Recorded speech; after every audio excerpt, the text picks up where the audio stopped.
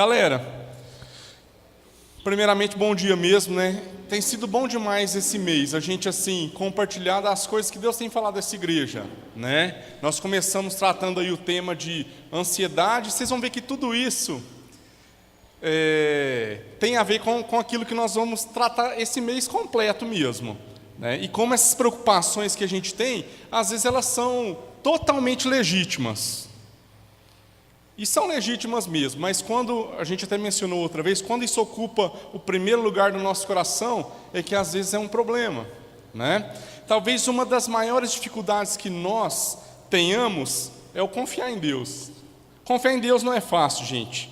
Acreditar assim que Ele realmente está no controle de todas as situações, né? Essa assim é uma das maiores dificuldades que nós como seres humanos temos.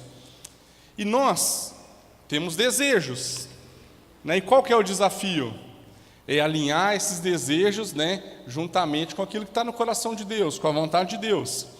E é bem interessante, porque eu queria que a gente começasse a analisar algumas coisas que às vezes nós temos colocado o nosso alvo sempre para elas e nós precisamos muitas vezes mudar às vezes a nossa perspectiva de enxergar as coisas, né? Então o caminho que Jesus trilhou, para muitos de nós, talvez seria um caminho que não foi um caminho de sucesso, né? Por que não foi um caminho de sucesso? Porque Ele entregou tudo aquilo que Ele tinha. Muitas vezes nós estamos buscando o quê? Nós estamos buscando tudo. A gente não quer entregar nada, né? Então a gente vai vendo essas perspectivas, isso muda a nossa maneira de pensar. Então quando a palavra de Deus diz lá em Mateus 6, né, 33, que é o texto principal que nós vamos ler hoje, até podem abrir a Bíblia de vocês também, né? Ele fala assim: busquem, pois, em primeiro lugar o reino de Deus e a sua justiça, e todas essas coisas lhes serão acrescentadas, né? Então aqui fala para primeiramente a gente buscar o reino de Deus. O que seria buscar o reino de Deus, gente? Então, porque essa é a primeira parte aí que nós temos, né? Então a gente pensa, buscar o reino de Deus é fazer a vontade do Pai. É isso mesmo? É isso mesmo. Mas o que é fazer a vontade do Pai? Em que ela se revela? Né? Então são essas coisas que nós temos que descobrir juntos, né? A vontade do Pai, ela está toda expressa na palavra de Deus. Então quer dizer que nós temos que gastar tempo em conhecer, né? Nós temos que investir tempo nisso, né? E lá fala sobre a justiça de Deus também, né? Então nós vamos ver também a perspectiva daquilo que seria justiça, porque aos nossos olhos nós temos um conceito, né? Aos olhos de Deus, Ele tem um conceito muito mais além do que aquilo que nós enxergamos, né? Então nós temos que também começar a pensar nessa perspectiva. Então olha só, para vocês é justo, né, alguém que não cometeu um crime morrer por esse crime? É justo? Não é. Mas o que Jesus fez por nós? Né? Ele assumiu o nosso pecado, né, e morreu por nós? É justo? Não é. Né? Então a gente tem que analisar todos esses detalhes para a gente poder começar a pensar diferente, né? E aí, gente, às vezes a gente vai travar em alguns momentos, mas isso aí é bom, tá? Se a gente trava, quer dizer que Deus está nos confrontando naquilo que são as nossas crenças primeiras, né? Porque o que vai fazer com que a gente mude é a palavra de Deus, nos confrontando todos os dias, e a gente é mudado sempre, sempre, porque Deus Ele é imutável. Então quem vai mudar somos os seres humanos mutáveis, né? Deus, em toda a sua perspectiva, Ele não muda. E a nossa luta constante, gente, ela se dá nas mínimas coisas. Ontem foi muito legal, porque ontem nós estávamos lá no Clube do Livro e a gente começou a comentar, né, sobre isso. Porque o inimigo, ele vem e te mostra assim uma tentação gigante, que você fala assim: não, isso é uma tentação, né? Não vou deixá-la de lado. Onde que ele vem? Nas sutilezas, né? Nas coisas pequenas. E aí, quanto menos a gente percebe, né, nós já estamos totalmente enrolados nas coisas. Então, por exemplo, do livro até que a gente estava lendo, né, aí que era o Cartas de um Diabo para o Seu Aprendiz, é até interessante. Por quê? Porque ele tira totalmente a sua atenção daquilo que é o eterno, para a gente começar a enxergar as coisas que são os defeitos dos outros. Então, até mesmo na igreja, eles falam assim: o meu irmão da direita faz assim, assim, assado, então meu compromisso pode ser desse jeito, que eu estou melhor do que ele. Então a gente começa pelas sutilezas. E aí a gente vai tratando o nosso relacionamento com Deus dessa mesma maneira. Então olha só como a gente começar a ver coisas diferentes, muda a nossa perspectiva de enxergar as coisas. E a vida passa rápido, gente. Passa muito rápido. Então, às vezes, o real crescimento para nós, ele não vai se dar muitas vezes em eventos que nós cremos que são eventos de sucesso. Aos nossos olhos são eventos de sucesso. Por quê? Porque às vezes a gente fala que nós compramos um carro, é bom comprar um carro? É bom. Uma casa, é bom comprar uma casa? Um apartamento, um helicóptero, um avião, é bom? Ari? Fazer umas viagens de avião, Ari?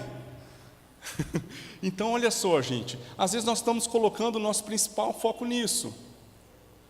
Mas quando essas coisas que são um meio, elas se tornam um fim na nossa vida, a perspectiva está errada, irmãos. Nós temos que começar a mudar isso, porque às vezes o sucesso verdadeiro, ele não está nesses eventos. Às vezes vão ser em eventos que mais parecem fracassos. Por quê? Porque a gente vai entregar tudo.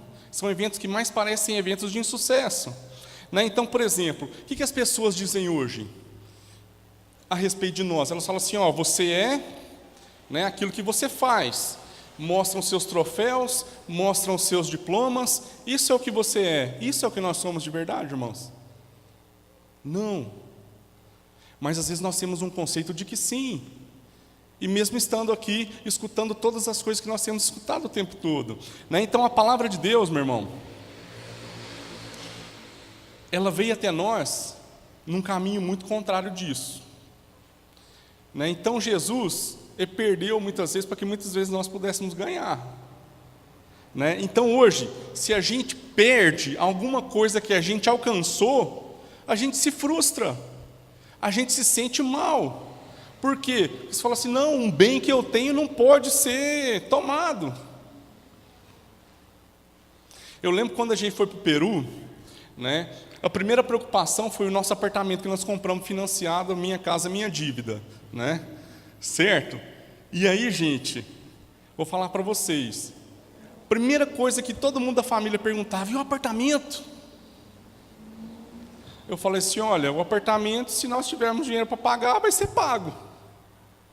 E se não tiver, não vai ser pago, nós vamos vender, não sei o que vai fazer.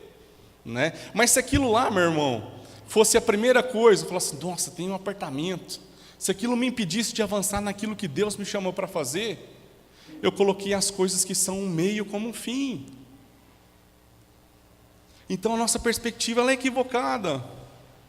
E aí, se não tiver que ter apartamento, nós estamos aqui, gente, nós estamos juntos. Nós falamos da promessa de vir para o Brasil, era aquela promessa de que, Fael, de tudo, o que eu comer, o Ari até falou: o que eu comer, você come. Onde eu dormir, você dorme. E nós estamos querendo essas perspectivas, supostamente são coisas de sucesso, nós estamos retrocedendo. Mas aos olhos de Deus é o que Ele nos pede para avançar. Então olha só, é muito louco essas coisas. Então a gente começa a compreender as loucuras do reino de Deus. Então a palavra de Deus ela veio até nós, ela viveu entre nós, como o quê? Como escravo, como servo. Então o caminho divino, ele é rumo ao topo. Ele é rumo aonde? A descida, irmãos. Aquilo que nós estamos entregando agora. Então Jesus ele nasceu numa manjedoura ou num palácio? Nós queremos o palácio. É ruim o palácio? Se não for o lugar da vontade de Deus, ele é ruim. Então a gente tem que começar a entender essas coisas. Ele nasceu onde? Num lugar que era improvisado. Os exemplos que Jesus dá, ele nos ensina onde caminhar, com quem que ele andava. Ele andava com a elite, ele andava com os mais letrados. Com quem que ele dividia o seu dia a dia? Então assim, um caminho de insucesso para nós. Ele fala assim: me diga com quem andas que eu te direis quem és.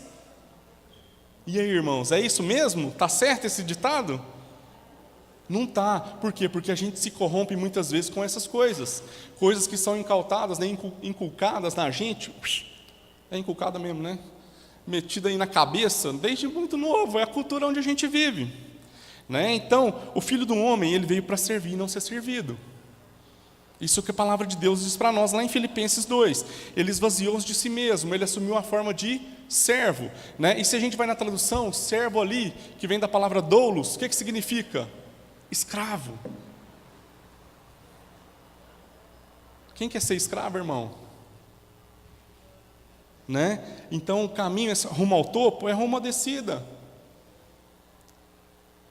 Então a gente tem que começar a analisar essas coisas. Né? Quando Jesus ele foi tentado lá pelo diabo em Lucas 4, o diabo tentou ele em eventos de sucesso. É muito interessante a gente perceber isso. Eventos de sucesso aos olhos de quem? Dos homens. Né? Então Jesus ele resistiu a 3 grandes, né, tentações ou compulsões do mundo. O primeiro, qual que era? Transforma essas pedras em pães. Então, o que o diabo queria? Testar a capacidade dele. E muitas vezes nós queremos também mostrar o quão somos capazes. Por quê? Porque é bom. A gente se sente bem. Né? O nosso ego, ele é inflado assim, né? Nós nos sentimos fortes, né? Certo? O de outro, ele falou assim, ó, ter todos os reinos aos teus pés. O que era isso, irmãos? Poder. Né? E muitas vezes, gente, nós queremos o poder mesmo. Nós queremos ter o controle de todas as coisas. Então isso aí também é uma outra grande tentação. E a outra ele fala assim, ó, atirar-se de um penhasco, ordenando aos anjos para que os salvem. Não era ser o quê? Espetacular. Jesus ele podia fazer todas essas coisas? Podia, irmãos.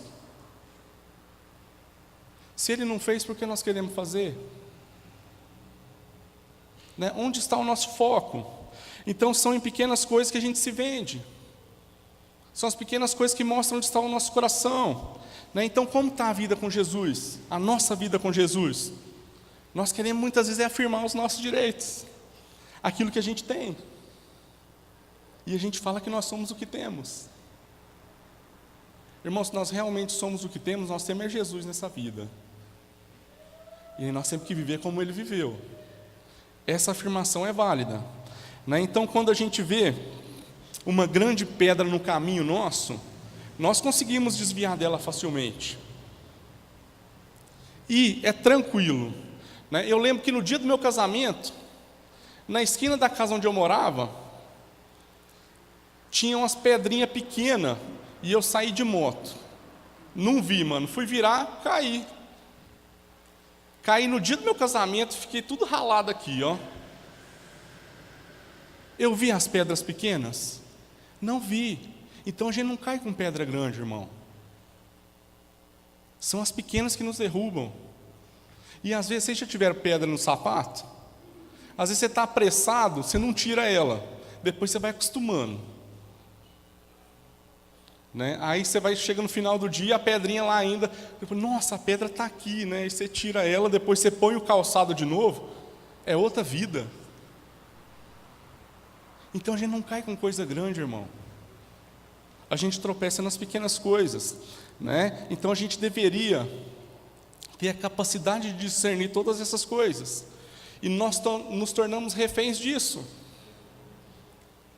Na semana retrasada, até nós lemos um texto aqui na quarta-feira das Escrituras, que é o de Efésios 6, né, que vai do 5 até o 8. Eu queria que a gente pudesse abrir as nossas Bíblias também. Lá fala a respeito da escravidão, né, na época do Novo Testamento. E, gente, e não era a função do Evangelho derrubar a escravidão, nós falamos até isso. Né, mas a abolição dela aconteceu, por quê? Porque os cristãos viviam genuinamente, né, o seu cristianismo. É produto disso. E o mais interessante é que mais da metade da população de Roma também era escrava, e dentre elas cristãos. Né? Então, olha só, é justo um cristão ser escravizado? Fala assim, meu pai é o quê? É o dono do ouro e da prata, né? Meu pai faz isso, isso e isso. É verdade, irmão, mas ele enviou o seu filho para que pudesse, né, mostrar um caminho contrário do que nós temos agora, a visão de sucesso no nosso mundo de hoje. Certo? E lá fala o seguinte, né, Efésios 6, o 5 a 8. Escravos, obedeçam a seus senhores terrenos, com respeito e temor, com sinceridade de coração, como a Cristo. Obedeçam-lhes não apenas para agradá-los quando os observam, mas como escravos de Cristo, fazendo de coração a vontade de Deus. Sirvam aos seus senhores de boa vontade, servindo como ao Senhor e não aos homens, porque vocês sabem que o Senhor recompensará a cada um pelo bem que praticar, seja escravo, seja livre.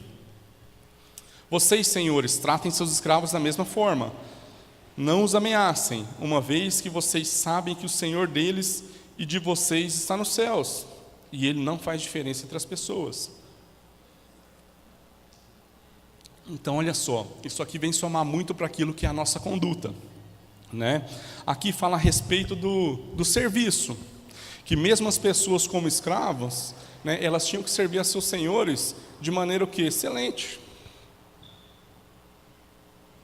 E hoje, meu irmão, muitas vezes a gente vai nos nossos trabalhos e a gente foi contratado para fazer um trabalho, e se a gente vê uma pessoa que ela foi contratada para fazer o mesmo trabalho que a gente e está recebendo um pouco mais, nós já queremos grilar. E aí você não lembra que você assinou um acordo de que você estava de acordo com aquilo que você ia receber, né? Então nós começamos a fazer as coisas com menos excelência do que nós fazíamos, porque achamos que estamos sendo mal pagos para isso. Então olha como é o nosso pensamento. Olha como é o nosso pensamento. Né? Nós temos que começar a mudar a maneira que nós agimos, né? Tem que ser com a maneira que Cristo nos ensina, que a palavra de Deus nos ensina. Não é pela circunstância, é pela nossa identidade, por quem somos. Isso é o que vai fazer a diferença, né? Não tem essa relação de crédito e débito que nós falamos já muitas vezes. Não é porque o outro faz que eu vou fazer, é por quem eu sou, por isso eu faço, irmãos. Então nós temos que começar a pensar dessa maneira, né? Os padrões, talvez, da nossa sociedade são muito diferentes disso, né? E Paulo, meu irmão, ele dá vários exemplos para nós sobre isso. Nós falamos outro dia na quarta também sobre o exemplo de Filemon, né? Filemon era um senhor de escravo, né? E ele o que? Tinha um escravo que fugiu, foi encontrar com Paulo na cadeia e se converteu. Falamos disso na quarta também, né? E aí o cara se converteu com Paulo, e Paulo fala assim, ó, agora é tempo de voltar para Filemon. E aí, né? E aí Paulo fala assim, ó, estou escrevendo uma carta para ele. Fala assim, ó, Filemon, só esperar aí um minutinho. Né? Ele fala assim, Filemon, eu sei que Onésimo era seu escravo, né? Sei muito bem, mas agora eu quero que você o receba não como um escravo, mas como um irmão em Cristo. E se você acha, né, que ele deve alguma coisa, eu vou te pagar, mas eu quero te lembrar que você deve a própria vida para mim, né? Então olha só que interessante, e aqui no texto também fala que agora os senhores devem tratar também como Cristo trataria aqueles que são seus subordinados. Isso Ele nos ensina através da sua palavra. Então nós temos que começar a mudar a nossa mentalidade. Nós temos que começar a fazer as coisas de maneira diferente. Irmãos, não tem jeito. Vai dar bug no cérebro muitas vezes, tá? Porque a gente vai ser confrontado com essas ideias de Jesus, né? Então nós temos que servir de boa vontade. E Ele iguala tanto os servos quanto os senhores, que os dois têm que manter o mesmo padrão de excelência na hora de servir um ao outro, na hora de exercer a sua função, né? Então, todos esses relacionamentos, meu irmão, vão fluir através do Espírito Santo. Nós vamos ter luta, dificuldade no caminho? Sempre. Sempre, irmãos. Mas a integridade do nosso coração tá? E a maneira como nós vamos lidar com tudo aquilo que sucede e que acontece na nossa vida vai mostrar realmente onde está o nosso coração, onde está aquilo que nós falamos. Nós podemos ser guiados pelo padrão de sucesso do mundo ou não, aquilo que o mundo nos oferece ou não. A igualdade e a justiça de Deus nunca vai se dar na forma que acontece nesse mundo, jamais, né? Então a gente tem que lembrar disso todos os dias, para a gente não se contaminar com as coisas mesmo que muitas vezes nós alcançamos. E nós já falamos aqui, era justo Jesus morrer na cruz? Não era. Porque agora a gente não quer seguir o mesmo caminho. Onde a gente está caminhando? A gente tem que pensar, a gente tem que refletir sobre essas coisas. E a gente tem que ajustar o foco, né? E tem 2 versículos interessantes, que também assim, eu gostaria de ler os 2, né? Um que está em 2 Coríntios 8, tá? no capítulo 13, perdão, no versículo 13 e 14, e outro que está em Filipenses 4, do 11 ao 13.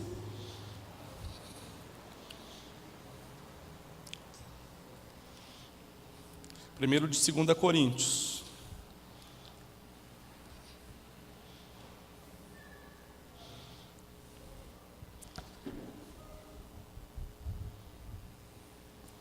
Lá fala assim, versículo 13, né? Nosso desejo não é que os outros sejam aliviados enquanto vocês são sobrecarregados, mas que haja igualdade.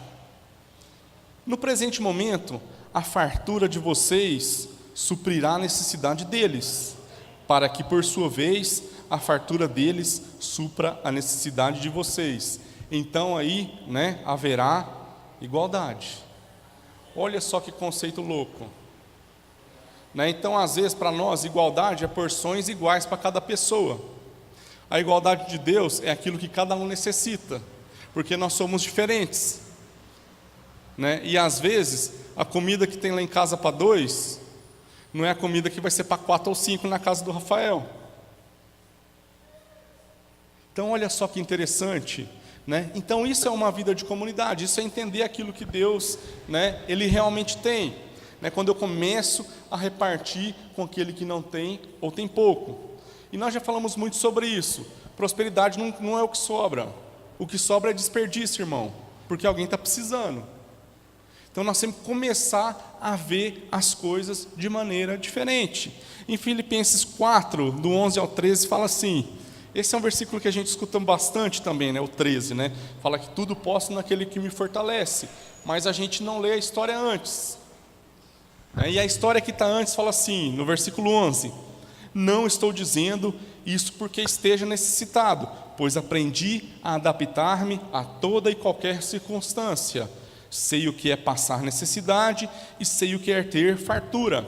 Aprendi o segredo de viver contente, tá? Lembre dessa palavra, em toda e qualquer situação, seja bem alimentado, seja com fome, tendo muito ou passando necessidade. Tudo posso naquele que me fortalece. Irmãos, nós devemos estar contentes em toda e qualquer situação. Se as coisas muitas vezes roubam a nossa paz, nós temos que começar a analisar, né? E Deus, Ele deu uma ordenança que nós vimos lá no versículo 33 do capítulo 6 de Mateus, que é o que? Buscar em primeiro lugar o reino de Deus e a sua justiça, e todas as coisas vão ser acrescentadas, irmão. Então que a gente se ocupe de fazer aquilo que é a vontade do Pai, que a gente se ocupe nesse caminho, que ele é diferente do caminho que o mundo nos ensina, né? E a gente ocupando aí do reino de Deus, tudo aquilo que a gente necessita no caminho, ele vai ser acrescentado. E tem dia, irmão, que às vezes Deus ele precisa, né, nos dar até alguns problemas para a gente começar a enxergar as coisas, falar assim, opa, não é por aí. Então, mudar a nossa mentalidade, metanoia, nós temos que renovar a nossa mente. A nossa mente ela tem que ser renovada a cada dia. Nós temos que começar a aprender mais com Jesus. Nós temos que começar a aprender mais da palavra de Deus. Nós temos que começar a gastar mais a nossa vida com isso, gente. Porque nós falamos que é bom e nós falamos que nós vivemos, mas as nossas ações e o caminho de sucesso que nós queremos é um caminho diferente do sucesso da palavra de Deus. Então, a palavra hoje é para que a gente possa refletir e realmente que a gente possa mudar. Que a gente possa mudar, irmãos, em nome de Jesus. Amém? Amém. Vamos orar, irmãos. Deus, em nome de Jesus, Pai, nós queremos te louvar.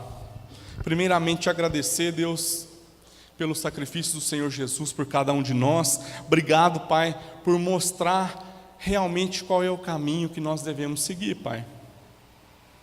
Obrigado, Deus, por abrir os nossos olhos e tirar, Deus, o foco daquilo que a sociedade diz que é o melhor. Mas nós entendemos que o melhor é o Teu reino, é viver a Tua vontade, é fazer, Deus, a Tua vontade, é conhecer o Senhor a cada dia e a gente ser confrontado e transformado, Pai. Que o Senhor possa nos lembrar disso todos os dias.